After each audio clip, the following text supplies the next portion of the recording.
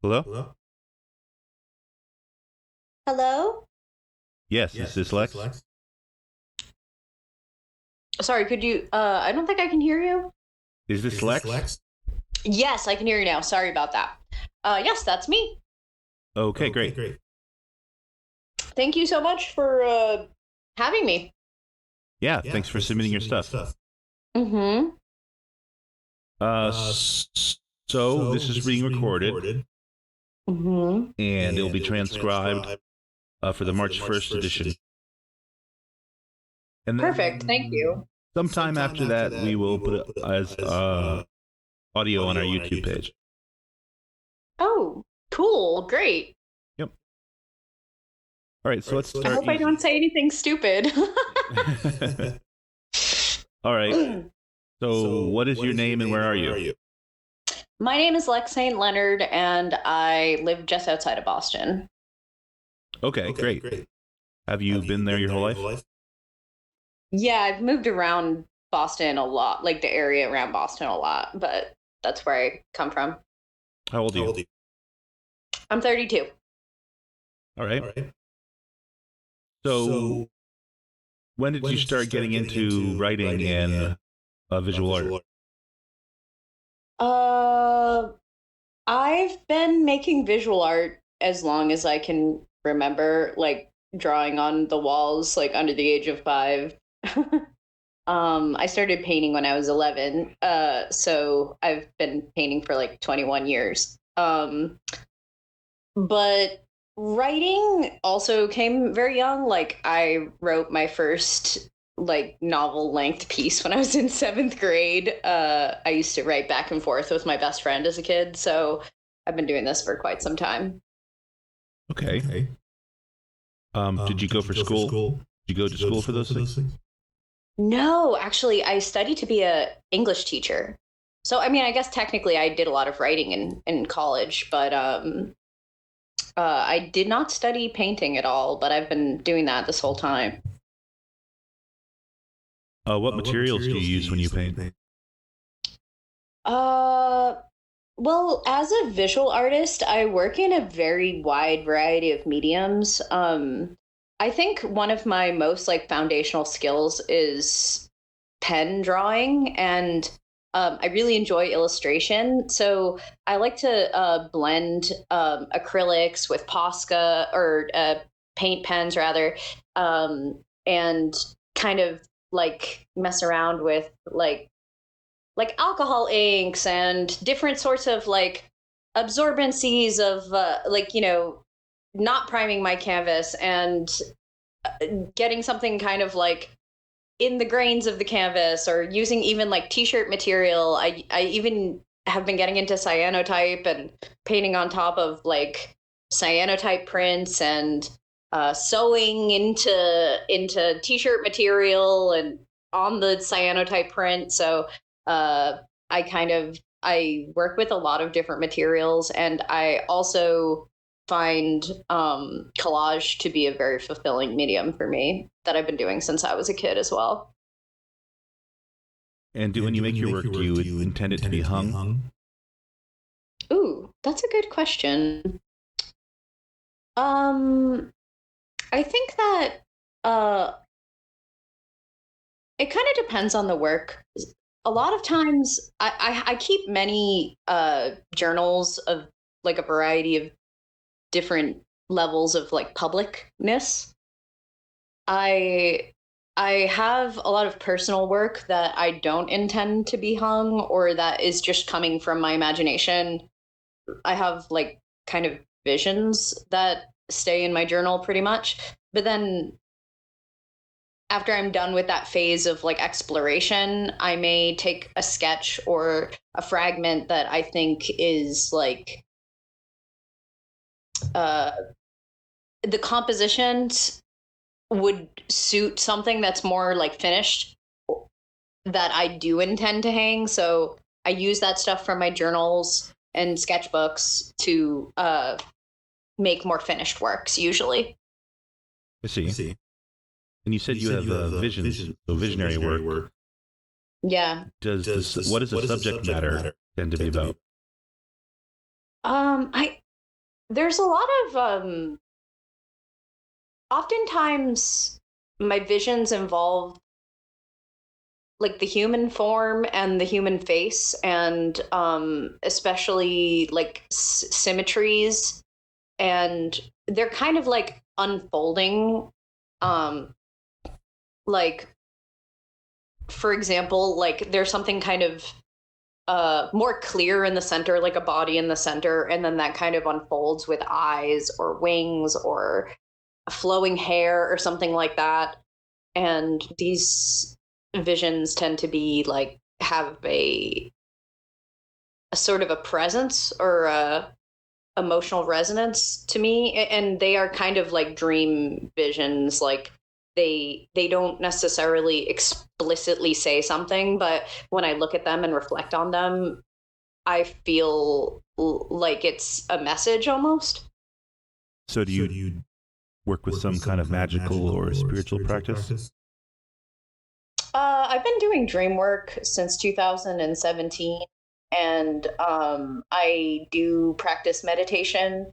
I've studied different kinds of like schools of thoughts on dreams, and I have like worked with different schools of the occult at different times, but I wouldn't say that I specifically work with like one school of the occult. But I would say that the wide reading I've done on dreams and dream interpretation strongly influences my spiritual practices. And keeping a dream journal is like a spiritual practice to me, and doing dream work, of course, is a spiritual practice. In terms of content, do you find yourself attracted to certain colors or color patterns? Ooh, colors. Yeah, I do. I really like neon colors, and I especially work in a lot of like pinks and reds and purples and really like flush, like I find these colors to be quite sexy, like neon pink and like bubblegum pink and like a nice crimson. These are some of my favorite colors to work with, but I also work in like ultramarine blue and like an electric kind of a blue. I really love electric blue, and teals and turquoise. Turquoise is probably my favorite color. So I guess that's most of the colors. And gold goes very well with pretty much any color palette for me. Yeah. You mentioned that these colors are sexy to you. Is there a sexual undertone to your work? Yeah, totally. Yeah. I would say sex is like a major motivator for most of my work, and like very important to my worldview.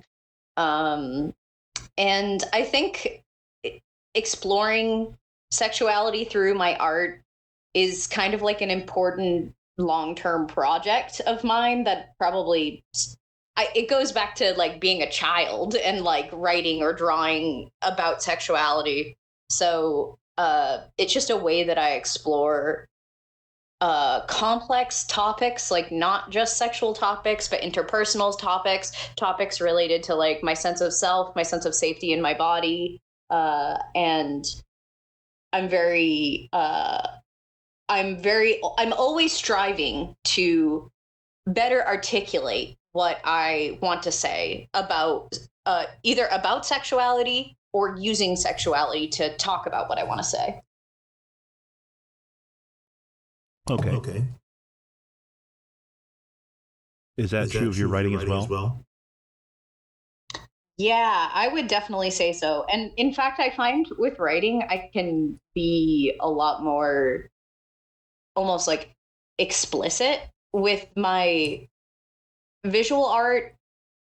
I find I want to suggest sexuality in a way that's very sensual, that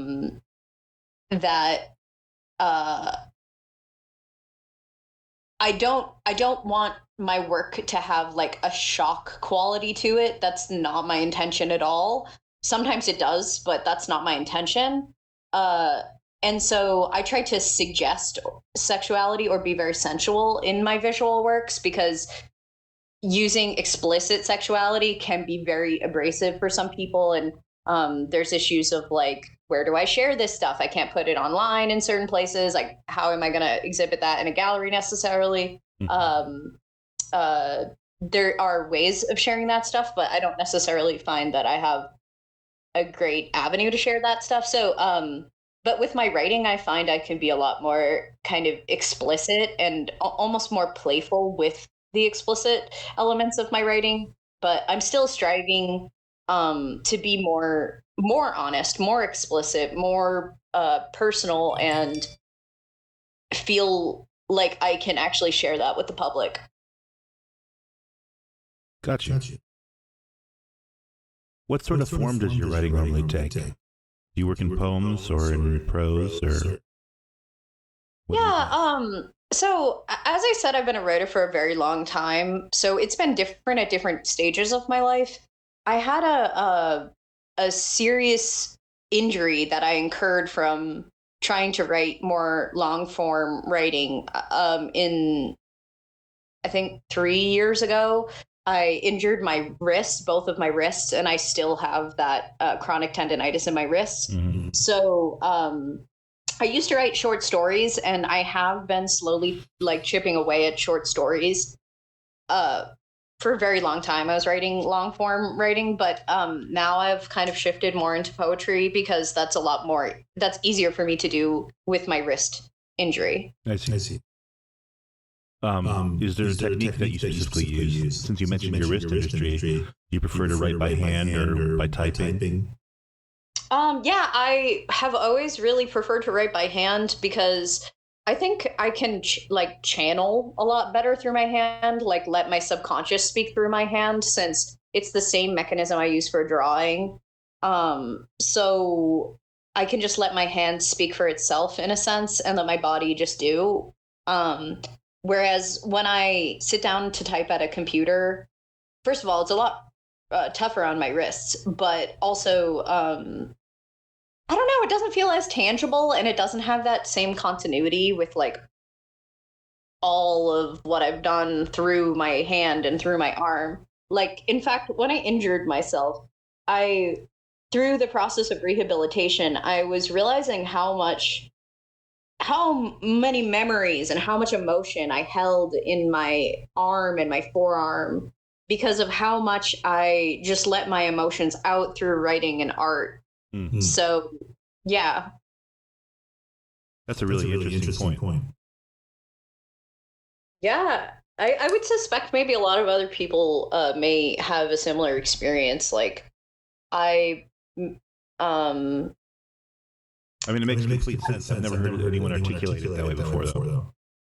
But when I would like massage my forearm, I would think about all of the days where I was in the past in my life when I was like in an emotional state, and I sat down to just jot it down in my journal for like hours, or paint with my emotions, or I was able to like get in touch with the intenseness of my emotions through that.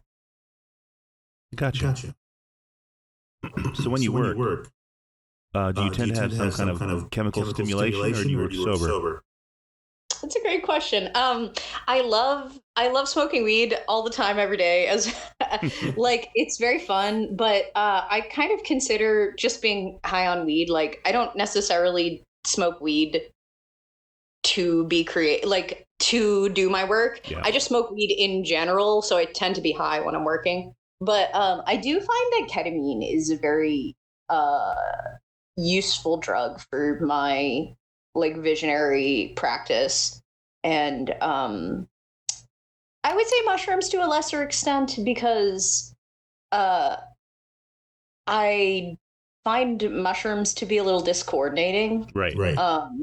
So it's very visionary, but I kind of like lose interest in the page when I'm on mushrooms, whereas like on ketamine, kind of. Yeah. Falls apart. Exactly. Yeah, whereas like ketamine, I find it to be very like visually compelling, and I can kind of just like zone in and uncover these visions that are present in, I consider them present in the mechanics of my brain. So, yeah. Yeah, that's really interesting. I find that most artists have some sort of chemical stimulation of choice, but it is different depending on the artist. And I wonder how much the sort of thing they come up with is affected by that. Yeah, and maybe like what their brains are like predisposed for, like what their brains already have in it might depend on what drug they appreciate. Sure. You know? Yeah, like if you're if someone was very disordered, maybe schizophrenic, they would probably prefer something stimulating and more organizational, I would think. And maybe vice versa. Yeah, like I have like a dissociative disorder, and ketamine is like a dissociative, and I find that it's like actually it's interestingly therapeutic for my dissociative disorder. So like and I kind of like, it's not explicitly, it's not a hallucinogen, but it has like psychedelic properties, and I find it to be like more physically comforting than drugs like acid, for example, which are like they can be hard on the body and take take a long time to process. And I find that my mental health condition just clicks better with something like ketamine or like even mushrooms, which is more like, I don't know, more emotional, and it's less like physically jarring than acid. But that's just my take. Yeah, I believe that. So, do you have any plans for your work in the future? Yeah, I'm working on I have a number of plans. I'm working on a proposal for a gallery show with my friend Sam DeSoto, who you can find on Instagram. And it's kind of more like abstract and I think kind of like physical. So that's something in the works, but it's probably going to take a little while. Also, the last thing that I had exhibited was an installation piece where I used my projector to project onto some sculptures that I made of rotten fruit. And I found that so stimulating and exciting. And it was just the beginning of more ideas that I have for installations. So I'm kind of thinking about what like next steps I want to take with installation pieces, and especially experimenting with my projector. And I have some ideas. So I hope that I have a chance to exhibit something like that in the future. So when you say a sculpture of rotten fruit, do you mean it's physically made out of rotten fruit? No, that would be interesting. That would actually fit the exhibition very well. But no, I used air dried clay and like crystals and paint, acrylic paint, to sculpt these fruits. I made a couple strawberries, a banana, some clementines, a pear. And like I used like mica and quartz and some crystals I'd found in New Hampshire to kind of make it look like it was rotten. And I had a fun time doing that. I don't usually work in 3-dimensional mediums, so but it did look very rotten. So the projection kind of glistened on the crystals, and that was really what I was like intending out of that. That sounds really nice. Yeah. Have you done much gallery work before? A little here and there. I've worked a lot with this gallery called Shoebones in Salem, Massachusetts, which you can also find on Instagram. And that's the kind of main place I've had opportunities in the past. But the most recent exhibition I did was it was at this place called Pasta Planet. Nice. And yeah, it's I'm like getting more into gallery work, and it's been a long-term goal of mine to get more into that. All right, great. And is there anything you'd like to promote?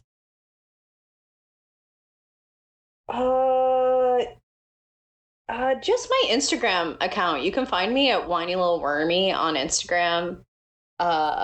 And I guess I would like to promote, like, please follow up on these, like Shoebones and Sam DeSoto, these people there's someone named Katie Constas who I work with frequently, local to me. Please follow up on those people. You can find them on Instagram. They're very cool people. Do it.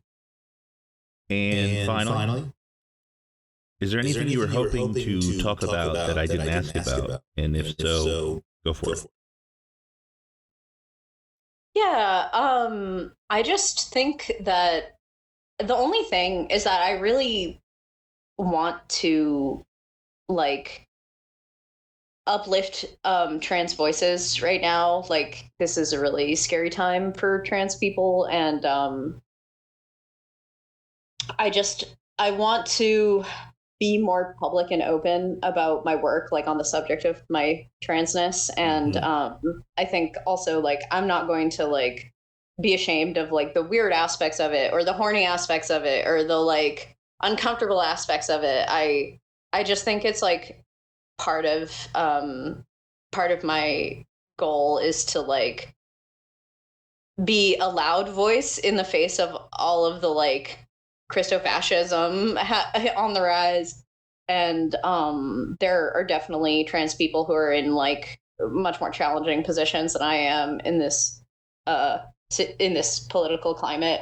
But I think, like, we all need to support one another, and I just want to, like, platform more trans voices as much as we can. I'm sure the people reading or listening to this already feel that way, but yeah. Always worth saying. Yeah. Well, thank you for agreeing to this. Yeah, thank you for having me. I really appreciate it. And it's nice meeting, like, hearing your voice. Same. You have a great night. Yeah, you too. Thank you so much. Oh, and please can you provide me with photos of yourself and of your work? Absolutely. I'll should I send that to your email address? Email's best. Okay. Thank you so much. All right. Thank you. Bye-bye. Bye-bye.